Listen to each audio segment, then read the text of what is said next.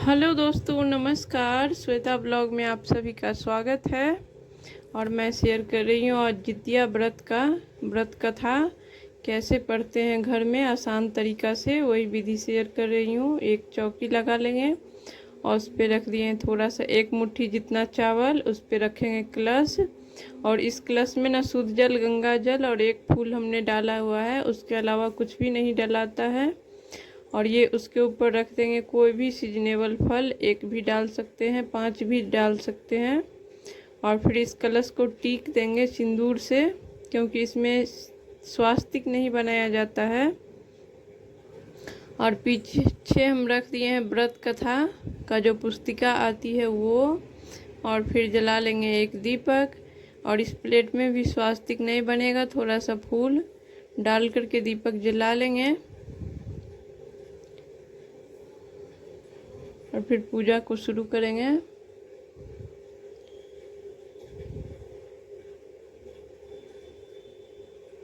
देखिए दीप प्रज्वलित हो गया। अब हम यहाँ पे ले रहे हैं झुमनी का पत्ता। आप पान का पत्ता भी ले सकते हैं, झुमनी का पत्ता भी ले सकते हैं, और नहीं मिलने पर केला का पत्ता भी ले सकते हैं। और वो भी ना हो तो आप कपड़ा भी पर भी चावल डाल के जितमाहन को और सियार और चिल को विराजमान कर सकते हैं। मैं यहाँ पे झिमनी का पत्ता ले रही हूँ और उस पर थोड़ा थोड़ा सा चावल डालेंगे, अक्षत, और उस पर एक सुपारी डाल करके जितमाहन देवता का आवाहन कर लेंगे। और साथ में चिल और सियारनी का भी, क्योंकि जीवित पुत्रिका व्रत में चिल और सियारनी भी बहुत ज़रूरी होती है, उनका भी पूजा होता है।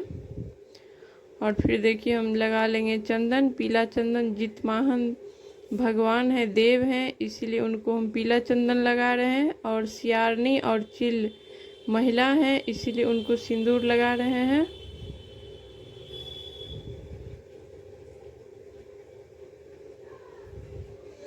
और फिर इनको हम जनेऊ चढ़ा रहे हैं, जितमाहन को।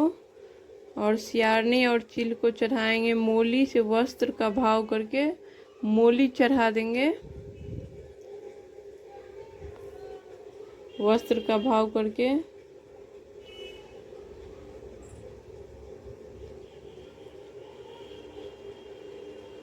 और फिर फूल चढ़ा लेंगे।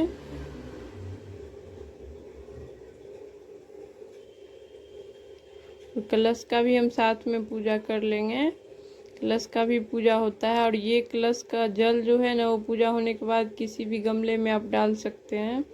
और ये मीठा में हमने थोड़ा सा जलेबी लिया था, जो भी आपके पास उपलब्ध हो वो ले सकते हैं।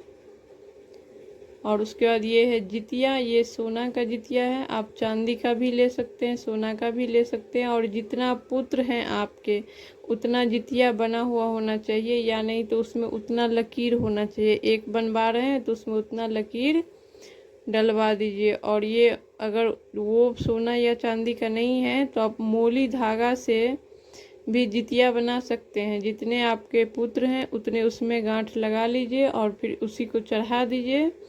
और पूजा होने के बाद उसी को आप धारण कर सकते हैं।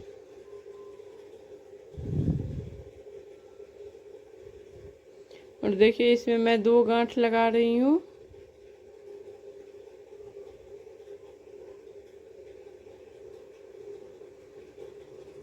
कि इसी तरह से आप बना करके चढ़ा सकते हैं। सोना वाला नहीं हो तब, मेरे पास सोना वाला है, लेकिन मैं आप लोगों को दिखाने के लिए इसमें गांठ लगा रही थी।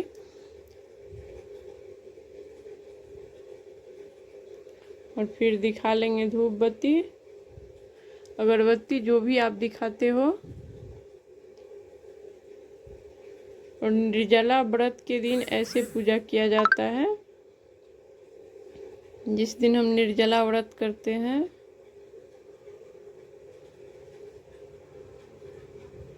और फिर पढ़ लेंगे कथा, थोड़ा सा अक्षत फूल हाथ में लेकर के।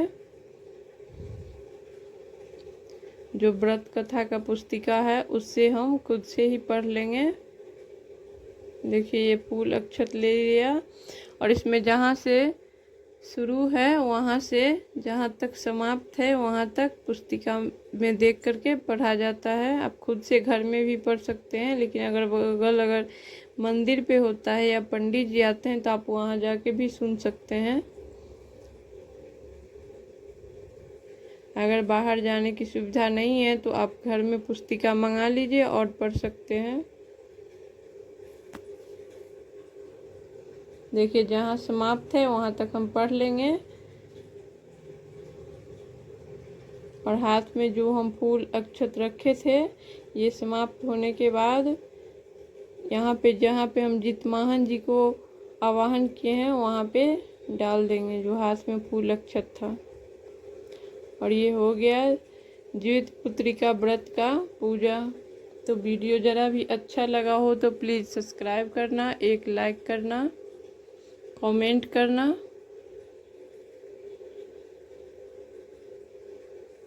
फिर मिलेंगे किसी नए वीडियो के साथ, तब तक के लिए नमस्कार।